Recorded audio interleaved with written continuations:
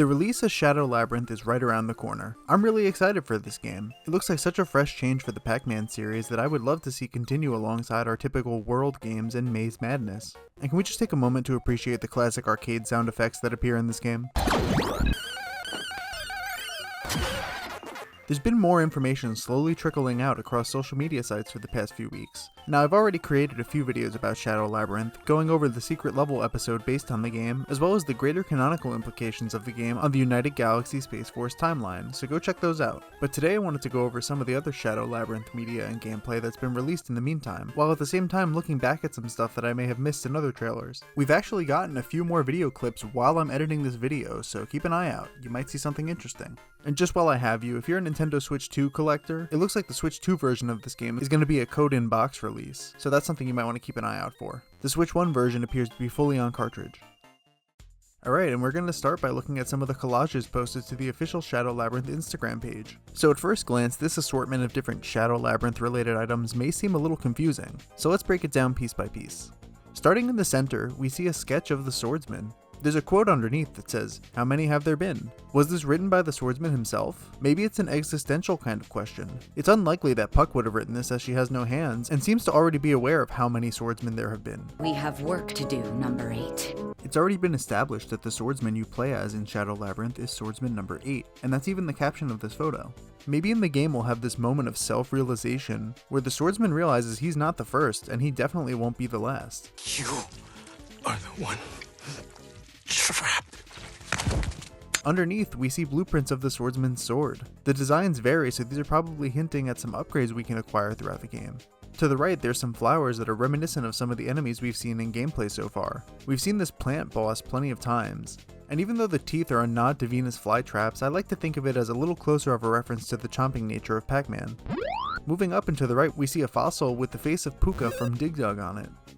Underneath it, there's sketches for some kind of giant hand behind it. We've seen multiple times already that this hand is actually a combat option for the swordsman to use when fighting enemies, and we see it here in a fight against Thebe. Presumably this means we'll have close range combat options that are likely more powerful than attacking with a sword or a spear from a distance. We see this glove multiple times throughout many trailers, so it's very exciting to see what other options we may have to take down enemies as we explore.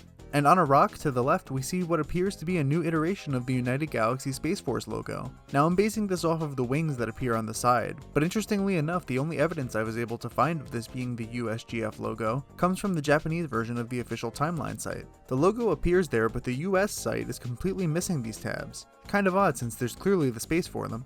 The articles on here seem to be a little bit older, so maybe this is older information that they didn't have the resources to translate. And on the left side, we see some kind of dripping, alien kind of material. The photo is captioned, "Watch out for splatter," and this sort of looks like where you encounter one of the G-hosts in the game. It's slimy and the aliens are parasitic, so maybe this is where they get their powers from, or it's an illustration of where you encounter them. At the bottom, this one stumped me forever, so shout out to everyone on Twitter who was able to help me out. So the photo is captioned, "Circuit blank space blank fast blank," and features some text written in the Xevian language from Xevious. We've seen this exact message in the reveal trailer, but I hadn't considered trying to translate it until it appeared in this collage for some reason. It's right in the first scene where you see Pac-Man chomping on the dots. It's glowing on a tablet. When translated, it reads this. I stared at this all day long and could not make any sense of it. I ran it through various cipher decoders and nothing.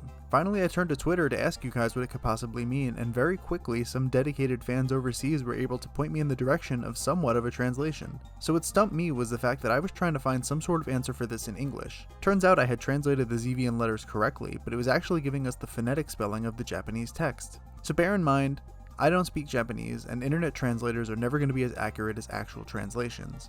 But this helps me get close. So we get activation circuit, light is given, space-time is cold, I am fast. I'm confident this is correct because it's pretty close to the English caption provided, but it still doesn't entirely make sense. It has that futuristic theme and is next to some other future-related items, but what is it? Could this message be from or have something to do with the Bosconians we've seen in the trailers thus far? I mentioned in a previous video that the phrase Bosconian seems to have been coined as a term for this group of people who appear to be a bit more technologically advanced. It's worth mentioning that a clan of Bosconians was weakened by Operation Star Ixiom in the year 2489, so when their nation of Bosconia surrendered, they became part of the United Galaxy. This probably means that Bosconian is going to be super important to the overall story of Shadow Labyrinth. so I'd imagine that we're going to be interacting with a lot of Bosconian people and technology. Maybe these tablets are their creation. And as for the tablet itself, we've seen this in gameplay already. Is it something we can interact with? Maybe this is where we unlock upgrades for the swordsman, or even just enable them. In some Twitter gameplay, we see Puck and the swordsman interact with a similar pillar, and they have the option to enhance. So maybe this really is some sort of upgrade system. The notebook on this page probably has the most familiar references to you guys. Even the caption is, "Where have I seen this before?" We see 6 ghosts with different colors: red for Blinky, pink for Pinky, blue for Inky, and orange for Clyde. Then there's also a green ghost and a purple ghost. And these colors, while not from the original iteration of Pac-Man, have already existed in Pac-Man sequels. The green ghost is named Funky and first appeared in Pac-Mania, while the purple ghost first appeared in Ms. Pac-Man and is named Sue. She'd go on to obtain her iconic purple appearance in her second video game, Pac-Land. But also remember, in Shadow Labyrinth these are not ghosts, rather they are alien parasites that take over the monsters and machines of the planet. And from this sketch we can infer that we're probably going to be fighting at least 6 G-host boss battles throughout Shadow Labyrinth. To the left of the ghost we see a larger ghost depicted as a slimy creature with his eyes crossed out. This is an Ezike ghost, and it's labeled vulnerable form, referencing the effects of a power pellet in traditional Pac-Man games. At the bottom of the page we see a pair of eyes surrounded by slime. This is combining elements of Shadow Labyrinth and Pac-Man as a reference to how the ghosts turn into only their eyes once they're defeated as they return to the maze, and the slime referencing their more alien-like characteristics in this game. One of the last things in this collage that I'm really not too educated on are the bird-like enemies on the bottom right. In the reveal trailer we see what looks to be a bigger version of these guys, so these are probably the smaller enemies that you encounter leading up to the big guy. Moving on to the second collage, there's a little less to see here, but still worth taking a look.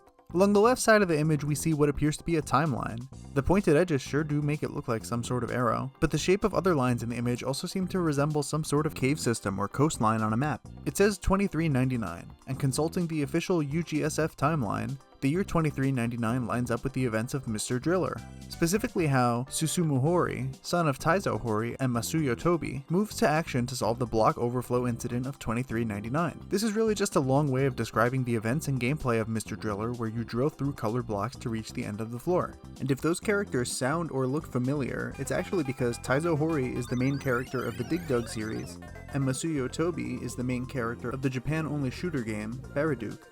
So it's pretty cool to see how these 3 games are connected, and how their connection is important in Shadow Labyrinth. There's a drawing of the armor labeled Thebe, which we learned is the name of the antagonist of Shadow Labyrinth. The armor is inspired by Andor Genesis from Xevious. The center eye of the armor is labeled Aim Here, a cool callback to Xevious, as the only way to defeat Andor Genesis is by launching a standard bomb into his central core, which instantly destroys him. The cannon on the arm is labeled Danger, showing that this is what the swordsman needs to avoid, and we've already seen some of the attacks in the release date trailer. Up at the top right we see the year 2281. This is the year Bosconian takes place. At the top we can make out the text Gaia and the number 3. Assuming the 3 is meant to label a year, Shadow Labyrinth is the only title on the UGSF timeline with a year beginning with 3, that year being 3333. Gaia is the name of the giant robot that you control in the game in order to break barriers and eat enemies, but it's also the name of the 4th planet in the Cosmo Lagoon system, established in the 1999 PlayStation game Star Ixion. The United Galaxy moved there after losing Earth to an infiltration in the year 2459. And just as a little fun fact, many of the enemies and playable ships of Star Ixion are based on the ones in Galaga and Bosconian, which shows just how far back the UGSF connection goes. The last thing to note here is the spear with feathers in it, which appears to be from a part of the game that's sort of foresty. This is likely just a weapon upgrade for the swordsman, but there's a few clips where we can see enemies attacking us with similar looking weapons. So one of the last things I want to look at is the map that's included in the special editions of the game. There are 4 different ways to buy this game: the Standard Edition, the Digital Deluxe, the Secret Edition, and the Collector's Edition. And during the reveal of the Special Editions trailer, we got a look at what's included across 2 physical Special Editions and the Digital Deluxe Edition. One of the items included is a map of the game, a look at the world of Shadow Labyrinth. Using the UV light from Puck's Night Eye as they're calling it, it reveals that certain parts of the world are inspired by specific retro Namco games. The 3 we see here are the Caves of Dig Dug, a general Pac-Man logo in the center, and the Bosconian logo toward the top right. Also, just looking around the map, we can see a puka and a sinister smile from Dig Dug, some dots and the 4 ghosts from the original Pac-Man, some enemies from Galaga, and even a drill buried underground, likely calling back to that Mr. Driller reference I pointed out earlier. Across the map we also see some of the larger enemies that have been shown off in trailers, so this poster is a nice representation of the gameplay as a whole. And the bottom of the map is suspiciously empty, making me wonder what they may be hiding or what may even be revealed with the UV light. So those are some of the secrets I was able to find throughout the different Shadow Labyrinth gameplay clips and social media posts that we've been provided with so far. I've said it before and I'll say it again. It's really so cool to see Pac-Man and other classic Namco franchises be taken in such a wildly different direction, while still respecting what made them iconic to begin with. Visually, this game looks very different, but Pac-Man is still at its core. Are you guys excited for Shadow Labyrinth? Let me know if there's anything I may have missed that you want to share, and with all that, I'll see you guys next time.